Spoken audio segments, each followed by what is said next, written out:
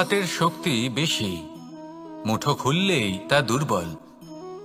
তা এমন কি থাকা উচিত এই বন্ধ মুঠোয় যা লাখের সমান? মানসিকতা এবং স্বপ্ন। মানুষ জন্মগ্রহণ করে, তার মানসিকতা সময়ের সাথে উন্নত হয়। মানসিকতা অনুযায়ী সে স্বপ্ন দেখে, আর সেই স্বপ্ন সার্থক করতে সে পরিশ্রম করতে থাকে। কিন্তু খুব গুরুত্বপূর্ণ একটা কথা আছে যা আপনার মনে রাখা উচিত। আপনার এই মানসিকতা, আপনার এই স্বপ্ন, তা যেন আপনার নিয়ন্ত্রণে থাকে। আপনার বন্ধ মুঠোয় যেন এর লাগাম থাকে, আপনি যেন এর প্রভু হন। যদি তা হয় তবেই আপনি লাভবান হবেন। যদি এরা আপনাকে নিয়ন্ত্রণ করতে থাকে, যদি আপনার মুঠো খুলে যায়, না পথ আপনার নিয়ন্ত্রণে থাকবে, না মানসিকতা থাকবে, না স্বপ্ন নিয়ন্ত্রণে থাকবে। আর যদি তাই হয় তাহলে আপনি আপনার ভবিষ্যৎ নষ্ট করে ফেলবেন। তাই নিয়ন্ত্রণ করতে শিখুন নিজের বিচার বুদ্ধি, নিজের মানসিকতা, নিজের স্বপ্নকে। নিজের এই স্বপ্ন পূরণ করুন আর আমার সাথে ভালোবেসে বলুন, রাধা রাধা। প্রত্যেক প্রাণী ভালোভাবে জীবন যাপন করতে চান, এটা তাদের স্বভাবে আছে এবং ভাবাটা অনুচিত নয়। কিন্তু একটা ভালো জীবনের গুরুত্বপূর্ণ অংশ কোনটা? বসবাসের স্থান, সেই স্থান যেখানে আমরা জীবন অতিবাহিত করি। এবার মানুষ ভাবতে পারেন যে একটা ভালো বাসস্থানের অর্থ কি? সেই স্থান যেখানে সহজে জল পাওয়া যায়, যেখানে শুদ্ধ বায়ু পাওয়া যায়, যেখানে আনাজ উৎপন্ন হয়। এটা জীবনযাপনের জন্য পর্যাপ্ত বটে, কিন্তু ভালো জীবনযাপনের জন্য আরও একটা কথা আপনাকে বুঝতে হবে। সাধু, জ্ঞানী, পণ্ডিত ব্যক্তি, এই সকল মহাপুরুষ, এনাদের যে বাসস্থান তা অত্যন্ত বিশেষ হয়। এখানে এক ধরনের বিশেষ ইতিবাচক শক্তি থাকে, এমন একটা স্থান যেখানে দেবতারাও বিচরণ করেন। জীবন আমরা সবাই যাপন করি, কিন্তু জীবনের উদ্দেশ্য শুধুমাত্র জীবন যাপন করা নয়। জীবনের উদ্দেশ্য হল মুক্তি লাভ করা। আর এই সকল সাধু, জ্ঞানী, পণ্ডিত ব্যক্তি, এই সকল মহাপুরুষ আপনাকে মুক্তির পথে নিয়ে যেতে পারেন। কারণ এরা হলেন সেই মহাপুরুষ যারা নিজেদের অন্তরের বিকার, অহংকার, ক্রোধ, বিদ্বেষ, এই সকল দোষগুলিকে ত্যাগ করেছেন, এদের ওপর বিজয় লাভ করেছেন। এমনই একজন ব্যক্তি আপনাকে মুক্তির পথে নিয়ে যেতে পারে। প্রয়োজন হলো শুধুই এনাদের চিনতে পারা, এদের কথা বুঝতে পারা এবং এদের দেখানো পথে চলা। যদি আপনি এটা করতে পারেন তাহলে এই মন প্রফুল্ল হয়ে বলবে, রাধা রাধা। বিগত দিনের কিছু কথা মনে পড়ে গেল, এক অদ্ভুত ঘটনা যা অমূল্য শিক্ষা দিয়ে যেতে পারে। বিষয় হলো যক্ষের সাথে যুধিষ্ঠিরের কথোপকথন। একবার যক্ষ যুধিষ্ঠিরকে জিজ্ঞেস করলেন, ওনাকে বললেন যে আমার কিছু প্রশ্নের উত্তর যদি আপনি দিতে পারেন তাহলে আমি আপনার বাকি ভ্রাতাগণকে আবার জীবিত করে তুলব। সেগুলোর মধ্যে খুব গুরুত্বপূর্ণ আর কঠিন একটা প্রশ্ন ছিল, এই সংসারের সব থেকে শ্রেষ্ঠ আশ্চর্য কোনটি? এই প্রশ্ন আমি আপনাকে জিজ্ঞেস করছি। এবার কেউ বলবেন স্বর্ণ দ্বারা নির্মিত লঙ্কা, এটি হলো সংসারের সব থেকে বড় আশ্চর্য। কেউ বলবেন বরফে ঢাকা সেই পর্বত যা আকাশ স্পর্শ করে। কেউ বলবেন সেই সমুদ্র যার গভীরতা মাপা অসম্ভব ব্যাপার। কেউ বলবেন সেই বায়ু যা আমরা দেখতে পাই না, কিন্তু তা আমাদের জীবন দান করে। সংসারের সব থেকে বড় আশ্চর্য কি, সেই প্রশ্নের উত্তর যুধিষ্ঠির দিয়েছিলেন, আর তা ছিল শ্রেষ্ঠ উত্তর এবং উচিত। উনি বলেছিলেন যে সংসারে প্রতিদিন কোনো ব্যক্তি জন্ম লাভ করেন আর কোনো ব্যক্তি মৃত্যুও লাভ করেন।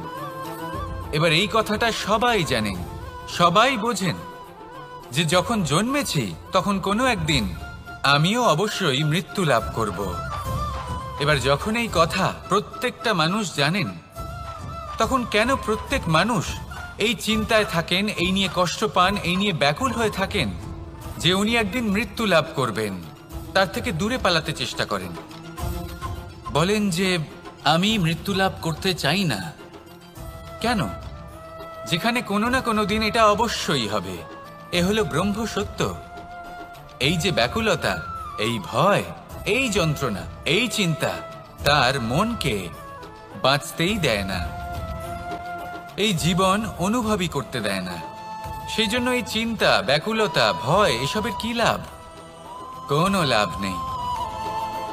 সেই জন্য যতক্ষণ জীবনযাপন করছেন প্রত্যেক মুহূর্ত যেন শ্রেষ্ঠ হয়, আনন্দময় হয়, প্রেমের দ্বারা পরিপূর্ণ হয়, সেই চেষ্টা করুন। চেষ্টা করুন যাতে আপনি যে কাজ করছেন তার দ্বারা যেন অন্যের মঙ্গল হয়। এই প্রচেষ্টাই আপনার জীবনকে প্রসন্নতা আর প্রেম দ্বারা ভরিয়ে তুলবে। এই মন সুপ্রসন্ন হয়ে বলবে, রাধা রাধা। এই পুকুর দেখছেন আপনি? বাচ্চা, বৃদ্ধ, যুবক, যাকেই আমি জিজ্ঞেস করব এটা কি, সবার উত্তর সেই একই হবে। উত্তর তখনই বদলাবে যখন প্রশ্ন এটা হবে যে আপনি এই পুকুরে কি করতে চান। কেউ বলবে আমি এমনি এর পাড়ে বসে এই জল স্পর্শ করে ঠান্ডা হাওয়ার আনন্দ অনুভব করতে চাই। কেউ বলবে আমি এই পুকুরে সাঁতার কাটতে চাই। কেউ বলবে কাগজের নৌকা বানিয়ে আমি এতে ভাসিয়ে দিতে চাই। কেউ বলবে আমি মাছ ধরে নিজের জীবন যাপন করতে চাই, ইত্যাদি ইত্যাদি। আপনাকে একটা কথা বলে রাখি, আমাদের জীবনও এই পুকুরেরই মতন, একই রকম। কিন্তু আমরা এই জীবন নিয়ে কি করব সেই সিদ্ধান্ত আমাদের। এই পুকুরে আপনি মুক্তও পাবেন, আবার পাঁকও পাবেন। যদি আপনি মুক্ত পেতে চান তাহলে এই পুকুরের গভীরে আপনাকে যেতে হবে, ততটাই চেষ্টা করতে হবে যতটা করলে আপনি সেই মুক্ত অর্জন করতে পারবেন। না হলে শুধু পাঁকে হাত পড়বে। তাই যা আমি সর্বদা বলে থাকি, সিদ্ধান্ত আপনার। রাধা রাধা। এই সংসারের সবথেকে বড় সুখ কি? কেউ বলবেন নিজের লক্ষ্য প্রাপ্ত করা, কেউ বলবেন ধন উপার্জন করা, কেউ বলবেন নিদ্রাই সবথেকে বড় সুখ, কেউ বলবেন রাজ্য লাভ করা, আবার কেউ বলবেন মাতার হাত থেকে খাবার খাওয়া, আদি ইত্যাদি। কিন্তু যদি সত্যি কথা বলি, এই সংসারের সবথেকে বড় সুখ হলো সেবা করা। কখনো কাউকে সেবা করে দেখুন। এই সেবা দ্বারা অন্য কোনো মানুষের আশীর্বাদ লাভ করাতেই সুখ রয়েছে। আপনার সেবা ভাব দ্বারা যখন কোনো মানুষ নিজের অন্তরাত্মা থেকে আপনাকে আশীর্বাদ করে, তার থেকে বড় সুখ আর কিছুই নেই। কারণ প্রত্যেক মানুষের মধ্যে ঈশ্বর বাস করেন। নরের সেবাই হলো নারায়ণের সেবা। নিষ্কাম সেবা করাই হলো সব থেকে বড় সুখ। তাই নিজের অন্তরে সেবার এই ভাব জাগ্রত করুন। যে সুখের কথা আমি বলছি সেই সুখ অনুভব করেই দেখুন। এই মন সুপ্রসন্ন হয়ে বলবে, রাধা রাধা। বাহ, পুষ্পের সুবাস আমার খুব ভালো লাগে। অত্যন্ত সুন্দর হয় এই পুষ্প। এইভাবে চারিদিকে পুষ্প দেখে মন আনন্দিত হয়ে ওঠে। এবার আপনারা ভেবে দেখুন, আমার চারিদিকে পুষ্প নয়, আগুন আছে। তাহলে কি হবে?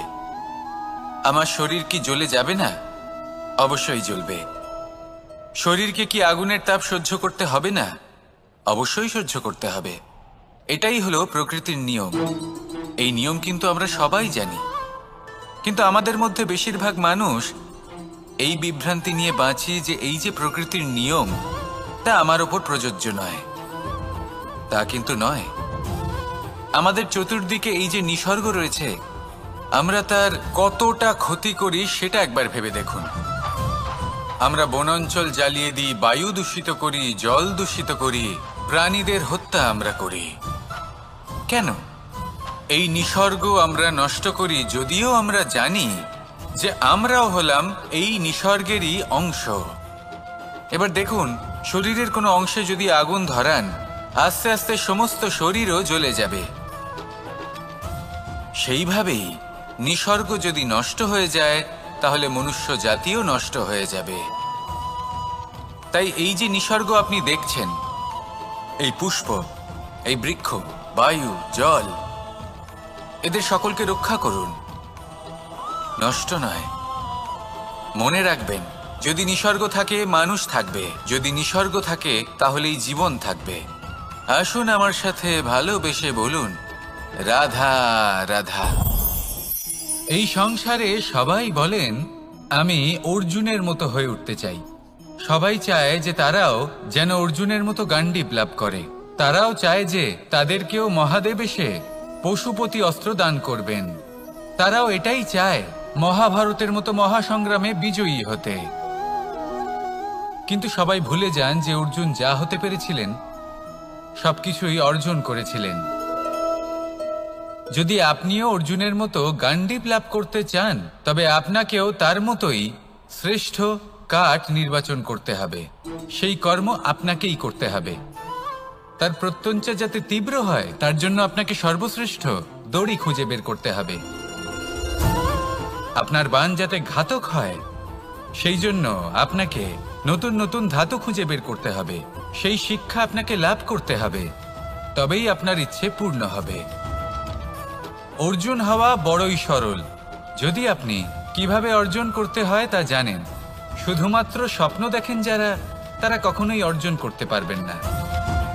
কিন্তু যদি কেউ অজ্ঞাতবাস ভোগ করতে পারে, যদি কেউ লাক্ষাগৃহ থেকে পালিয়ে বাঁচতে পারে, যদি কেউ কঠোর তপস্যা করতে পারে, প্রতীক্ষা করতে পারে এবং পরিশ্রম করতে পারে, তাহলে সে অর্জুন অবশ্যই হয়ে উঠবে। যদি আপনি অর্জুন হয়ে উঠতে চান তাহলে কর্ম করতে শিখুন আর আমার সাথে ভালোবেসে বলুন, রাধা রাধা। জীবন থাকলে লক্ষ্য অবশ্যই থাকবে। যদি লক্ষ্য থাকে তার পথ অবশ্যই থাকবে। যদি পথ থাকে তাহলে বাধা অবশ্যই থাকবে। আর এর উপরেই নির্ভর করে যে আমরা জীবনে সফল হব না অসফল, পুরস্কারের ভাগীদার হব নাকি তিরস্কারের। মনে করুন আপনাকে একটা কাজ করতে হবে, আপনাকে পর্বত আরোহণ করতে হবে, আর সেই পথের ঢাল আপনাকে একাধিকবার ফেলে দেবে। পাথর আপনাকে একাধিকবার আহত করবে। এই অবস্থায় কি করবেন? সাধারণ মানুষ বেছে নেয় প্রতিশোধ। সেই পর্বতকে নষ্ট করে দেওয়ার চিন্তা ভাবনা করে, তার ভিতকে নড়িয়ে দেওয়ার কথা ভাবে সেই মানুষ। কিন্তু পর্বতকে তো কেউ নষ্ট করতে পারে না। তাই অসফল হওয়ার সাথে সাথে কুখ্যাতিরও ভাগীদার হয়ে যায় সে। দ্বিতীয় পথ হল পরিবর্তন। যদি আপনি সেই পর্বত ভাঙার পরিবর্তে তাতে সোপান তৈরি করেন, তাহলে আপনিও সেই পর্বতে উঠতে পারবেন, অন্য কেউও তাতে উঠতে পারবে, আগামী প্রজন্মও তাতে উঠতে পারবে, আর সেই আগামী প্রজন্ম সর্বদা আপনার সুনাম করবে। তাই জীবনে প্রতিশোধ নয়, পরিবর্তন বাছুন। বদলা নয়, বদল বেছে নিন। আপনার বাধা আপনার বন্ধু হয়ে যাবে। রাধা রাধা। সমস্ত মানুষের জীবন কিছুটা সমান হয়। মানুষ জন্মগ্রহণ করে, তারপর চলতে শেখে, জীবনে এগিয়ে চলে, বার্ধক্য লাভ করে, তারপর সমাপ্ত হয়ে যায়। কিন্তু সেই ব্যক্তিরা কারা যারা প্রকৃত অর্থে মনুষ্য জীবন যাপন করেন? এনারা হলেন সেই ব্যক্তি যারা পড়ে গেলেও আবার উঠে দাঁড়ানোর চেষ্টা করেন, নিজের ভেঙে পড়া অস্তিত্বকে আগলে নিয়ে আবার একটা আকার দেওয়ার চেষ্টা করেন, ভগ্ন আশাকে আবার একটা নতুন দিশা দেন। অসফল হওয়ার পরেও থামেন না, আবার এগোতে থাকেন। অসফল হওয়ার পরে যদি আপনি থেমে যান তাহলে সাফল্য আপনার সামনে অপেক্ষা করে, কিন্তু আপনি তা দেখতে পান না। তাই জীবনের সংঘর্ষে অংশগ্রহণ করতে শিখুন। জীবনের সংঘর্ষ থেকে পালাবেন না। আসুন আমার সাথে ভালোবেসে বলুন, রাধা রাধা। একবার একটা শেয়াল বনে বিচরণ করছিল। ও একটা ছোট্ট শাবক দেখতে পেল। ও ভাবল, আজ একেই আমি খাবার হিসেবে গ্রহণ করব। আশেপাশে দেখলেও কেউ দেখছে না তো, কেউ ছিল না। আর সেই শাবকের ওপর আক্রমণ করল, যা হলো একটা ঘোর অপরাধ। বনের নিয়ম অনুসারে আপনি কখনোই শাবকের উপর আক্রমণ করতে পারেন না। তারপর এই খবরটা যখন রাজা সিংহ জানতে পারলেন, সভার আয়োজন করলেন। কিন্তু সেখানে শেয়াল বলল, আমি তো এরকম কিছু করিনি, কিন্তু যদি আপনি এরকম বলেন কোনো প্রমাণ দিন, এর কোনো সাক্ষী আছে? তখন রাজা সিংহ পেঁচাকে ডেকে পাঠালেন, যে সেই মুহূর্তে বৃক্ষের শাখার ওপর বসেছিল, সে সব কিছু দেখেছিল। পেঁচা সব সত্যি কথা বলল, আর শেয়ালকে মৃত্যুদণ্ড দেয়া হলো। এবার এই কাহিনী আমি আপনাকে কেন শোনালাম? কারণ মানুষও কখনো কখনো এরকম কর্ম করেন যা শিয়াল করেছে। এটা ভাবেন কেউ দেখছে না, যখন আমি অনুচিত কর্ম করতেই পারি। কিন্তু না, আপনি যাই করুন না কেন, কেউ না কেউ অবশ্যই তা দেখছে। কোনো ব্যক্তি না হলেও কোনো প্রাণী, না হলে কোনো যক্ষ বা দেব বা প্রেত। যদি এনারা কেউ না দেখেন, তাহলে ধরিত্রী মাতা দেখেন, যেখানে দাঁড়িয়ে আপনি সেই কর্ম করছেন, তাই না? তাই একটা কথা সবসময় মনে রাখবেন, কে দেখছেন কে দেখছেন না সেই বিষয়ে ভাবা ছেড়ে দিন। এটা খুব সহজ কথা। আপনি যদি উচিত কর্ম করেন, উচিত ফল পাবেন। যদি অনুচিত কর্ম করেন, তাহলে আপনি অনুচিত ফল অবশ্যই পাবেন। সেই জন্য উচিত পথে চলতে থাকুন, উচিত কর্ম করতে থাকুন, আর আমার সাথে ভালোবেসে বলুন, রাধা রাধা। মানুষ বড়ই বিচিত্র প্রাণী। এই মানুষ যখন তার হাত খালি থাকে, তখন তার চোখ স্বপ্নে ভরা থাকে। যখন হারাবার কিছুই থাকে না, তখন অর্জন করার চেষ্টা করে যায় সে নির্ভয় হয়ে এগিয়ে চলে প্রত্যেক সংকট, প্রত্যেক বিপদের সম্মুখীন হয়ে। কিন্তু যখন হাত ভরে যায়, তখন স্বপ্ন দেখাই বন্ধ করে দেয় সে। যা পেয়েছে তা যাতে হারিয়ে না ফেলে, সেই ভয়, সংকট ও বিপদের সম্মুখীন হওয়া বন্ধ করে দেয়। সেই পথটাই ভুলে যায় যাতে চলে সে সাফল্য অর্জন করেছে। এটা অনুচিত। জীবনে যে কোনো পরিস্থিতি আসুক, যে কোনো অবস্থায় থাকুন, আহ্বানগুলোকে স্বীকার করুন। কারণ যদি আপনি সেই আহ্বান স্বীকার করেন, তবেই আপনি এই সংসারকে কিছু দেওয়ার উপযোগী হয়ে উঠবেন। যদি সফল হন, তাহলে এই সংসারকে নেতৃত্ব দিতে পারবেন। আর যদি অসফল হন, তাহলে শিক্ষা পাবেন যে কি করা উচিত নয়। তাই জীবনে আহ্বান স্বীকার করুন, দুশ্চিন্তা নয়। রাধা রাধা। কেউ বলে জীবন খুব ক্ষণস্থায়ী, কেউ বলে জীবন হলো একটা সুন্দর স্বপ্নের মতো, আবার কেউ বলবে জীবন হলো এক কঠোর সত্য। কিন্তু জীবন আসলে কি? জীবন হলো আপনারই প্রতিবিম্ব, একটা দর্পণ। অর্থাৎ আপনি জীবনকে সেইভাবেই পাবেন যেরকম আপনি নিজেকে প্রতিপন্ন করবেন। যদি আপনি দর্পণের দিকে তাকিয়ে হাসেন, তাহলে আপনি সামনে হাসি মুখী দেখতে পাবেন। এবার যদি আপনি গম্ভীর হয়ে থাকেন, তাহলে আপনি একজন রুষ্ট ব্যক্তি দেখতে পাবেন। শেষে সবথেকে বেশি গুরুত্বপূর্ণ হলো আপনার চেষ্টা। আপনাকে সবসময় চেষ্টা করতে হবে যাতে আপনি নিজেকে প্রসন্ন এবং ইতিবাচক মনোভাবে রাখেন। এটা হলো আপনারই উত্তরদায়িত্ব, তাকে পালন করুন। এই মনকে প্রসন্ন রাখুন, এই সংসারকে সুন্দর বলে মনে হবে।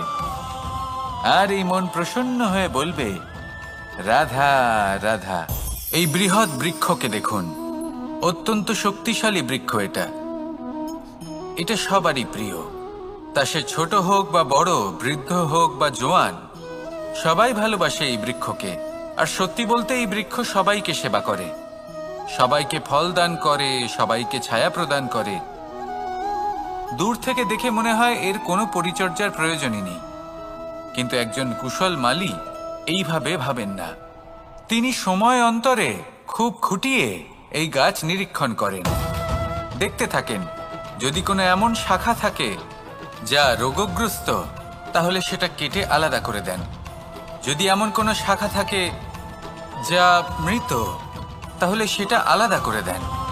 আর এইভাবে উপযুক্ত দেখাশোনা করার কারণেই এই বৃক্ষ এইভাবে সুস্থ হয়ে থাকে, সতেজ হয়ে থাকে, সবার সেবা করতে থাকে।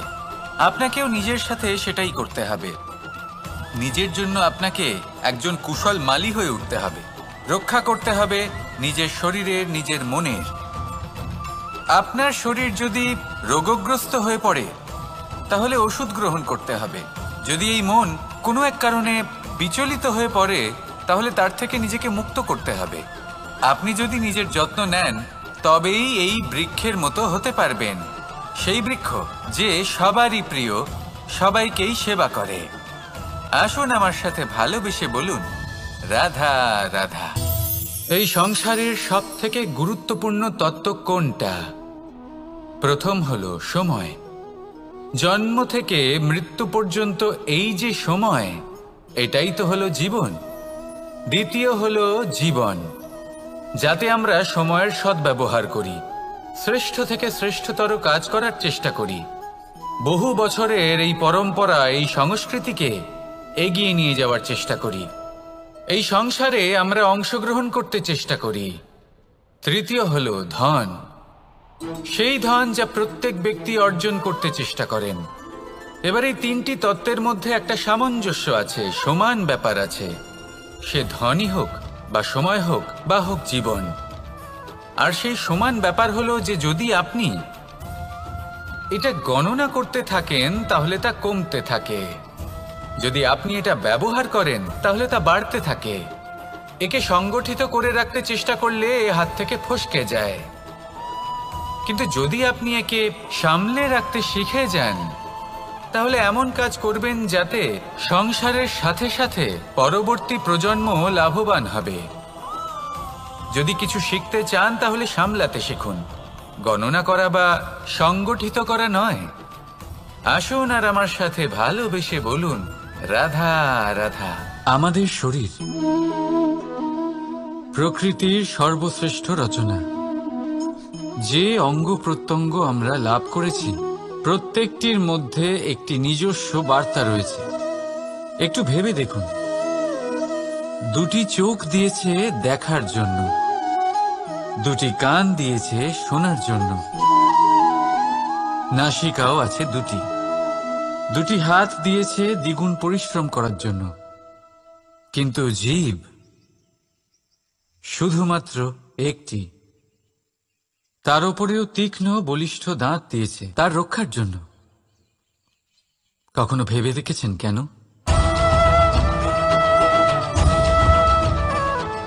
কারণ শব্দ আর শব্দের প্রয়োগ মানুষের সবচেয়ে বড় অস্ত্র, যার প্রয়োগ যত ভেবেচিন্তে করা যায় মানুষ তার জীবনে ততটাই উপরে উঠতে পারে। তাহলে মনে রাখুন, দেখুন, শুনুন আর বুঝুন বেশি, বলুন কম। রাধা রাধা। আমরা সকলে শক্তি অনুভব করতে চাই।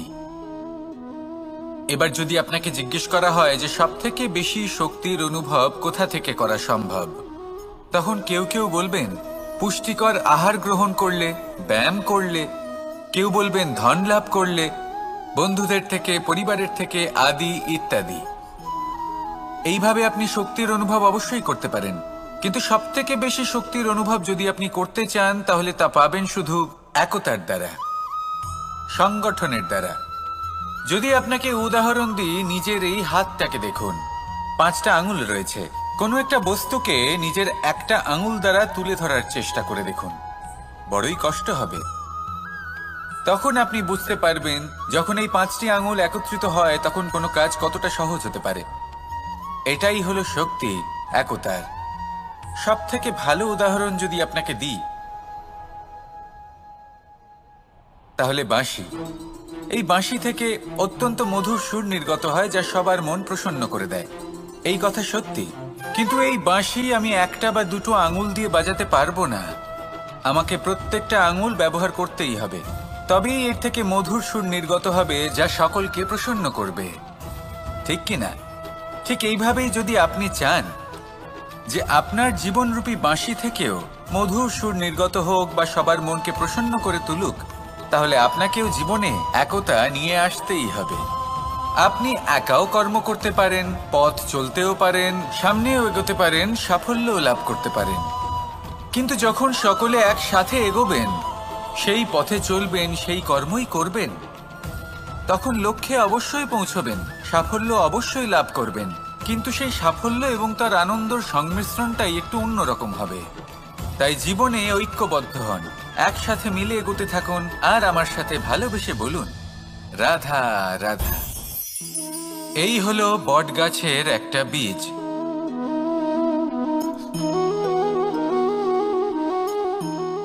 চলুন এটা রোপণ করা যাক, একটু জল দেওয়া যাক। এবার এখানে একটা বিশাল বটবৃক্ষ উৎপন্ন হবে। কিন্তু কিভাবে? এতে কে সাহায্য করবে? এটা সম্ভব কে করে দেখাবে? প্রকৃতি।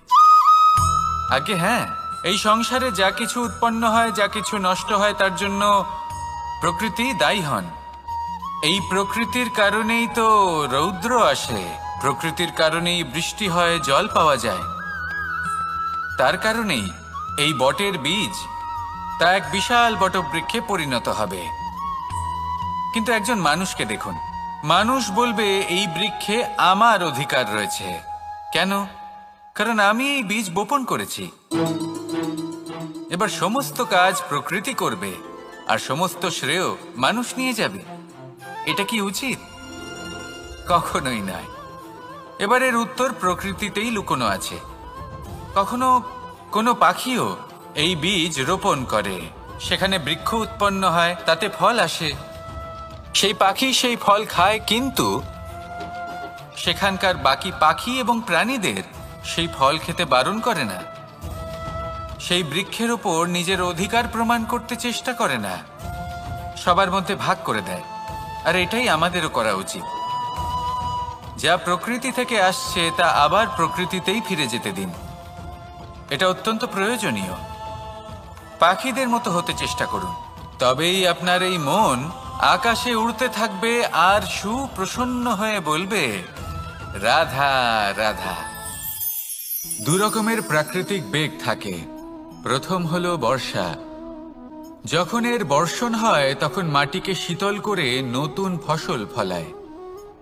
আর দ্বিতীয় হয় পবন, যা আমাদের সর্বদা শ্বাসবায়ু প্রদান করে। অশান্ত এই মনকে শান্তি প্রদান করে, এই ক্লান্ত শরীরে স্ফূর্তি প্রদান করে। আমাদের জীবনে যত আবেগ আছে তা হয় বর্ষার মতো হওয়া উচিত, নয় হওয়া উচিত পবনের মতো। ক্রোধ, মতভেদ, বিবাদ, এগুলো হওয়া উচিত বর্ষার মতো। অর্থাৎ কিছু সময় পরে যেন এরা নিজে থেকেই ছিন্ন ভিন্ন হয়ে চলে যায়। আর যদি পবনের মতো কোনো আবেগ থাকা উচিত, তা হলো প্রেম, যা সর্বদা শ্বাসবায়ু প্রদান করে, সবসময় সাথে থাকে। একে আমরা অনুভব করতে পারি না, কিন্তু এ আমাদের অনুভব করার জন্য প্রাণবায়ু প্রদান করে। আর যখন চক্রবাতের মতো সে ভয়ঙ্কর হয়ে ওঠে, তখন সমগ্র সংসার বদলে দেয়। এর সারমর্ম একটাই, শক্তি। মতভেদ, ক্রোধ, বিবাদের মধ্যে নেই। শক্তি যদি থাকে, তা আছে প্রেমের মধ্যে। তাই এই প্রেমকে মনের মধ্যে রাখুন আর আমার সাথে বলুন, রাধা রাধা। ঘৃণা, প্রেম, রেগে যাওয়া, মান ভাঙানো, ভুলে যাওয়া, এই সকল অনুভূতি মানুষের জীবনে অত্যন্ত গুরুত্বপূর্ণ। মানুষের এই অনুভূতিগুলো না থাকলে মানুষ একটা যন্ত্রের থেকে বেশি আর কিচ্ছু না। কিন্তু এই অনুভূতি আপনি ভুল দিকে চালিত করলে এরাও আপনাকে আর মানুষের মতো বাঁচতে দেবে না। যদি ঘৃণার কথা বলেন, যদি আপনি কোনো ব্যক্তিকে ঘৃণা করেন, সেটা কেন? ব্যক্তিকে ঘৃণা করবেন কেন? ঘৃণা করুন তার স্বভাবগুলিকে, সেই স্বভাবগুলিকে যা সেই ব্যক্তিকে অপ্রিয় করে তুলছে। কারণ স্বভাব পাল্টানো যায়।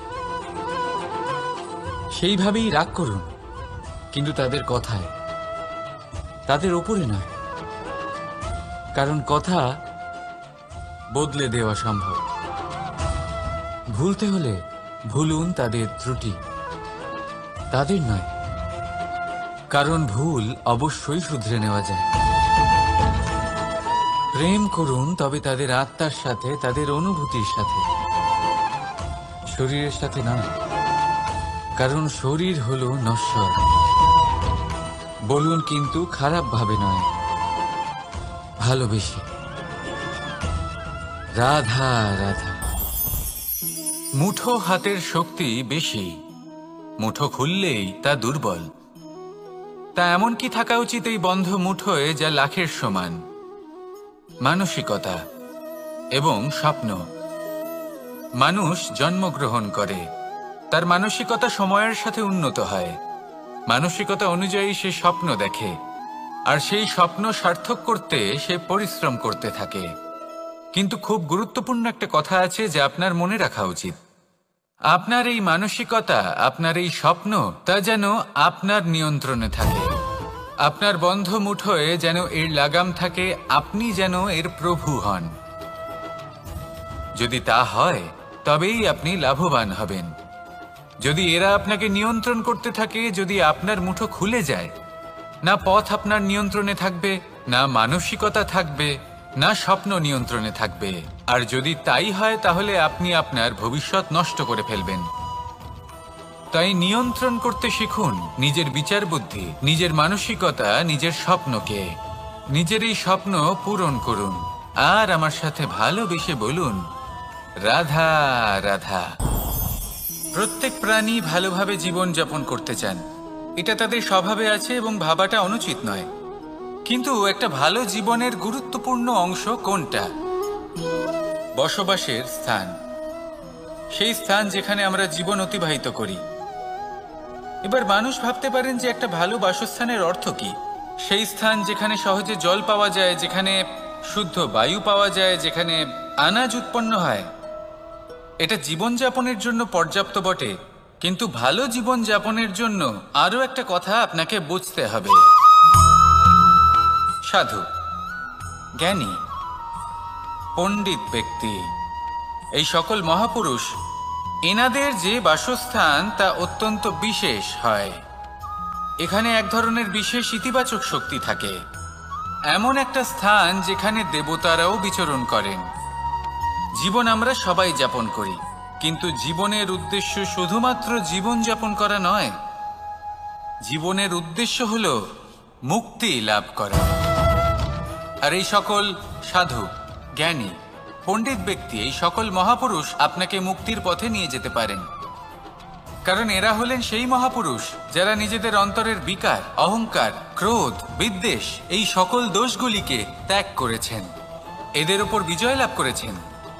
এমনই একজন ব্যক্তি আপনাকে মুক্তির পথে নিয়ে যেতে পারে।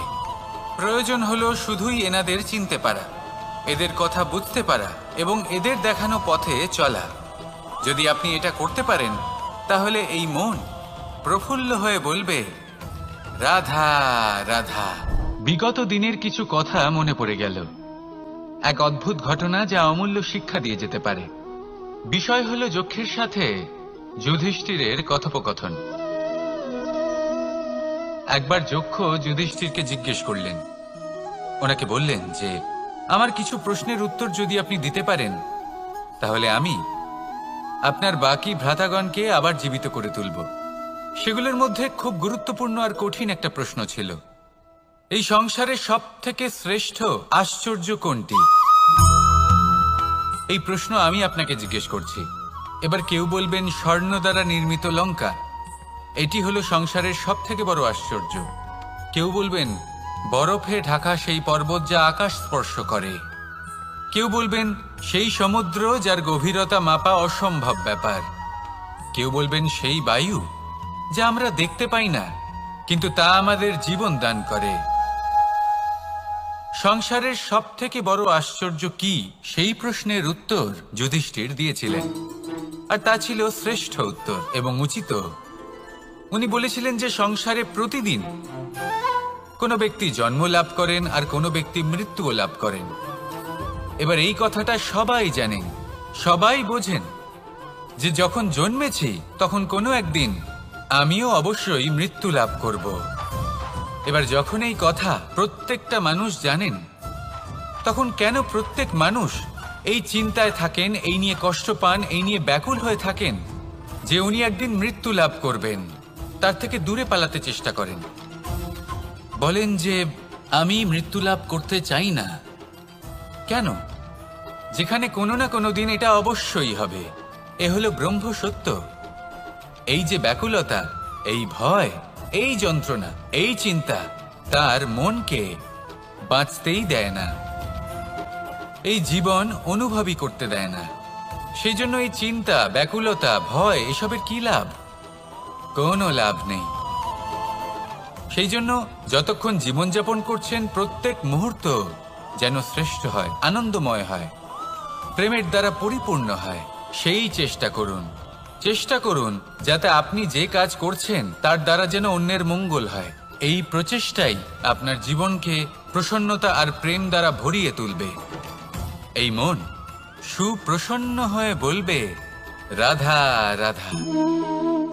এই পুকুর দেখছেন আপনি?